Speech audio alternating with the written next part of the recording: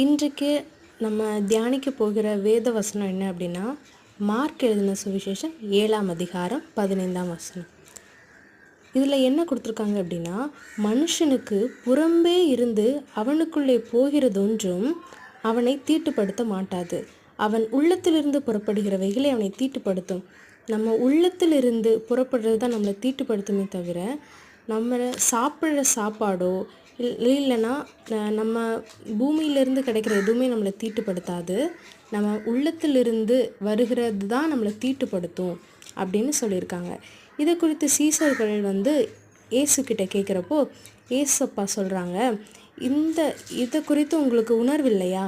புறம்பே இருந்து மனுஷனுக்குள்ளே போகிறதொன்றும் அவனை தீட்டுப்படுத்த மாட்டாதென்று நீங்கள் அறிந்து கொள்ளவில்லையா அப்படின்னு ஏசப்பா கேட்குறாங்க.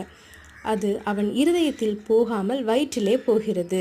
அதிலிருந்து எல்லா போஜனங்களின் அசுத்தங்களையும் கழிக்கிற ஆசன வழியாய் நீங்கி போகும் அப்படின்னு சொல்லியிருக்காங்க. ஏசப்பா சொல்கிறாங்க, நம்மளுடைய உள்ளத்திலிருந்து வர்றது தான் பாவம், அதுதான் நமக்கு கஷ்டத்தை ஏற்படுத்தும் அப்படின்னு சொல்லியிருக்காங்க.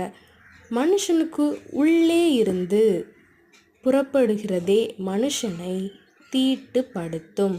மனுஷனுக்குள்ளே இருந்து போகிறதே மனுஷனை தீட்டுப்படுத்தும்.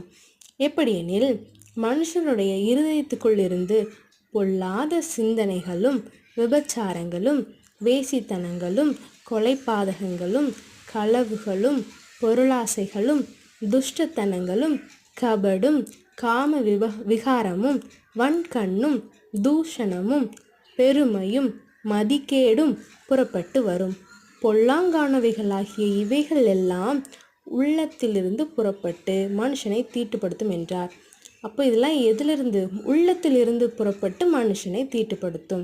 அதனால் இந்த பொருளாசையும் இந்த பூமியில் இருக்கும் ஆசைப்படாமல் நம்ம உண்மையாக ஏசப்பாவுக்கு உண்மையாக இருக்கணும்.